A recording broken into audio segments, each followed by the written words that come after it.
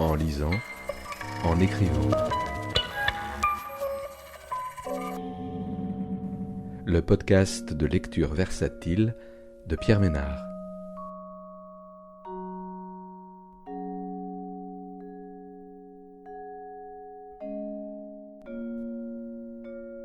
Aujourd'hui, Tantôt, tantôt, tantôt, de Virginie Poitrasson, paru aux éditions du Seuil, dans la collection Fiction et compagnie en 2023. Dans Tantôt, tantôt, tantôt, la peur est l'enjeu central et l'événement fondateur, le moteur et l'objet de l'écriture. La peur a une allure plus qu'une forme, ou plutôt elle a des allures, écrit Virginie Poitrasson. Plusieurs types de textes structurent ce recueil poétique. Litanies, fragments, rêves, incantations, entre poèmes et prose.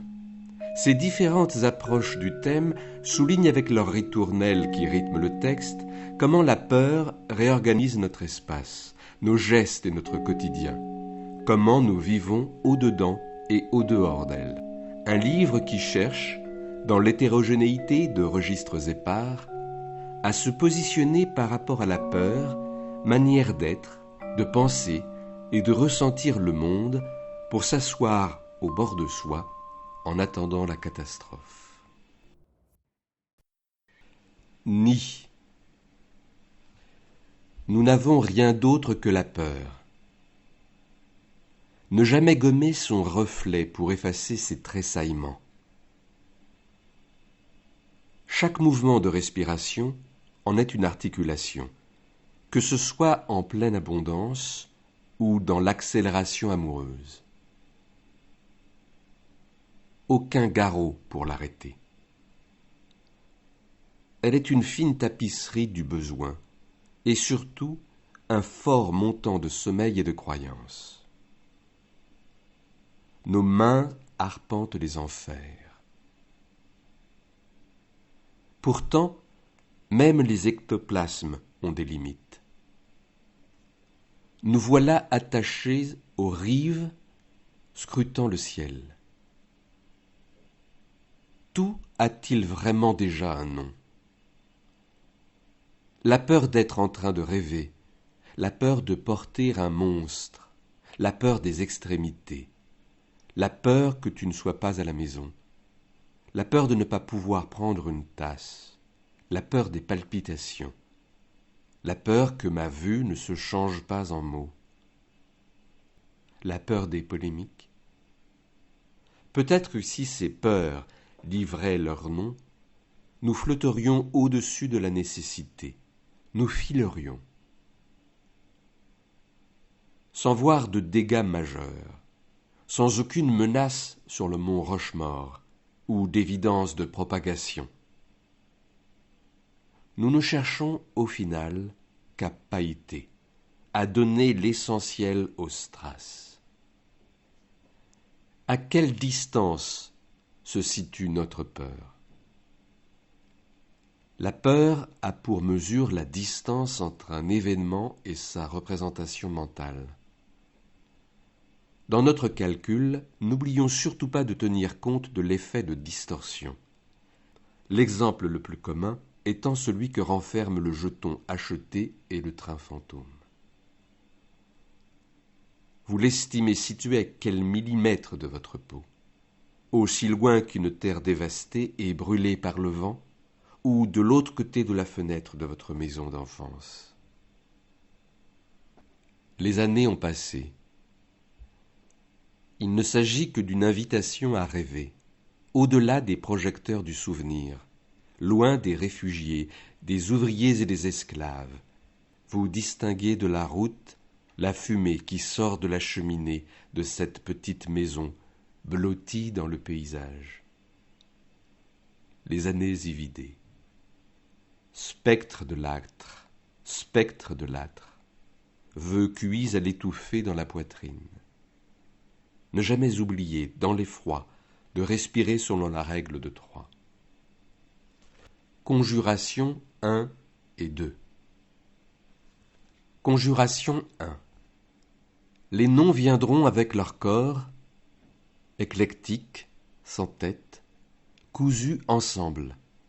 Ils estomperont les frontières entre eux et les choses. Le chat, aux pupilles de lune, clignera des yeux et effacera cette tranche tremblée du monde. Ici, il n'y aura plus d'ici.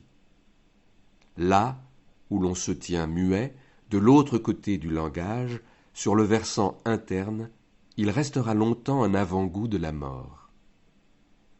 Et nos yeux s'éclaireront. Le vide de dedans égalera le vide de dehors. Le verre deviendra transparent. À voix nue, nous nous risquerons à convoquer un sortilège qui regardera en face cet effroi pour l'envelopper lentement dans une danse poudrée.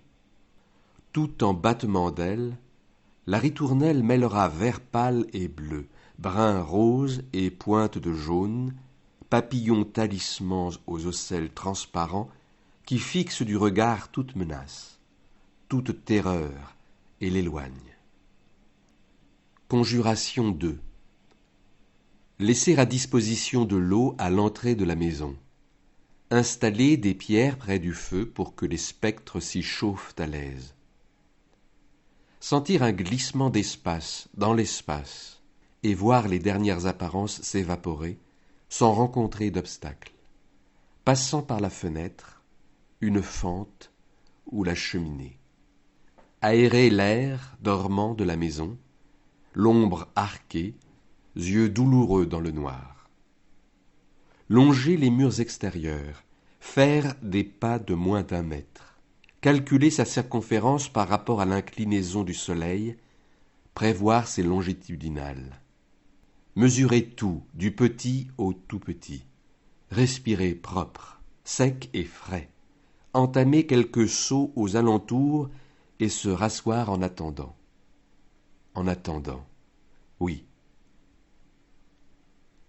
Entrer. Ce que je n'avais pas prévu, pas du tout, c'était la peur.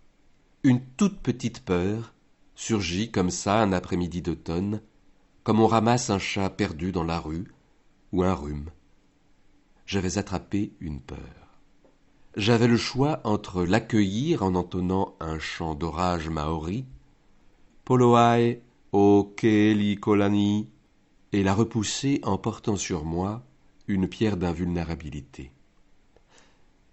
Je pouvais également écouter, en continu, des concerts de musique classique.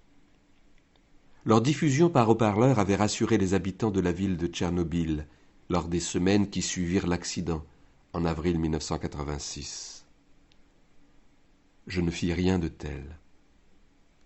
La peur restait là, comme un petit animal, un oisillon placé sous ma protection. Il fallait maintenant faire quelque chose. Schéma de la convergence. All perspectives relate. Chaque vie converge vers un centre, exprimé ou muet. Je vis à distance de ce centre et j'essaie pourtant de l'atteindre en tirant des traits épais, en pointillés, noirs ou invisibles. Se créer son propre tracé. Pour atteindre l'étoile polaire, il faut compter 5 fois BA, étant la distance séparant les 2 étoiles situées à l'extrême droite de la casserole de la Grande Ourse. Pour atteindre le centre vers où converge chaque vie, combien de fois faut-il compter BA? Combien mesure ma convergence? Quelle est la taille de mon tracé, de ma ligne de vie? 30 rayons convergents, réunis au moyeu, forment une roue. Mais c'est son vide central qui permet l'utilisation du char. Le vide est constituant. Il est notre dénominateur commun. Nous sommes en creux. Nous nous tenons en creux dans le vide. Le vide est ce qui nous rend efficaces, habitables, utiles. Toute notre vie tend à cela, l'occupation du vide. Alors je produis des tracés, tire des lignes en diagonale, je me déplace à l'aveugle en spirale dans le sens des aiguilles d'une montre, finissant ma course en trébuchant sur une souche d'arbre. Je fends l'air d'un coup de couteau. Je crée mon propre tracé. Muscles. 1. Le docteur Guillaume Benjamin Duchesne de Boulogne, dans son ouvrage Mécanisme de la physionomie humaine ou Analyse électrophysiologique de l'expression des passions, pense avoir identifié le muscle de la frayeur, de l'effroi. Cette expression d'effroi ne vient en effet parfaitement que par l'association des possiers et des frontaux avec les abaisseurs du maxillaire inférieur.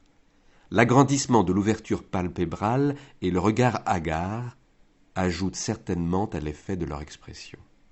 Nous commençons par nous figer comme une statue, immobile et sans respirer, à nous accroupir comme instinctivement pour échapper au regard d'autrui. Le cœur bat violemment, palpite ou bat contre les côtes. Les poils sur la peau se dressent et les muscles superficiels frissonnent. Du fait du changement de rythme cardiaque, la respiration est accélérée, la bouche devient sèche et reste soit totalement ouverte, soit totalement fermée. Nous blêmissons, nous sommes d'une pâleur mortelle, nous transpirons, nous voilà complètement prostrés. Tous les muscles du corps, y compris les sphincters et les possiers, se relâchent totalement. Les mouvements du cœur et la respiration ralentissent. Toutes les parties du visage sont altérées. Les sourcils s'élèvent par le milieu. Les muscles sont marqués, enflés, pressés les uns contre les autres et baissés vers le nez qui se retire en haut aussi bien que les narines. Les yeux sont fort ouverts. La paupière supérieure est cachée sous le sourcil. Le blanc de l'œil est environné de rouge. La prunelle, égarée, paraît fuir vers un objet. Étincelante et dans un mouvement inquiet, elle se place vers la partie inférieure de l'œil. Le dessous de la paupière s'enfle et devient livide. Les lèvres s'élèvent et la bouche est fort ouverte, et les coins fort apparents. La lèvre inférieure est plus retirée que l'autre. Les muscles et les veines du col sont tendus. Les cheveux sont hérissés. La couleur du visage, comme du bout du nez, des lèvres, des oreilles et du tour des yeux, est pâle et livide. Enfin, tout est fort marqué. Les forces vitales sont comme suspendues dans leur développement. Elles se retirent vers les organes intérieurs, avec une précipitation qui peut devenir mortelle. L'organisme est dans un état de faiblesse, qui rend toutes les actions de la vie impuissantes, irrégulières et incertaines. 2. Avant l'emploi du chloroforme, le premier temps des opérations chirurgicales faisait naître ordinairement cette expression d'effroi et d'horreur. Aujourd'hui, nous rêvons d'un jour où il n'y aurait plus guère que les chatouilles qui nous feraient paniquer. Gargalésis. La peau, alors qu'elle peine à se souvenir des caresses, garde l'empreinte des trajets suivis par la peur. À l'époque, Darwin arriva à cette conclusion. La crainte est souvent précédée de l'étonnement. Elle est d'ailleurs si voisine de ce dernier sentiment qu'ils éveillent instantanément, l'un comme l'autre, les sens de la vue et de l'ouïe. Nous devrions alors être dotés d'une vue et d'une ouïe extraordinairement développées, puisque la peur nous traverse depuis toujours.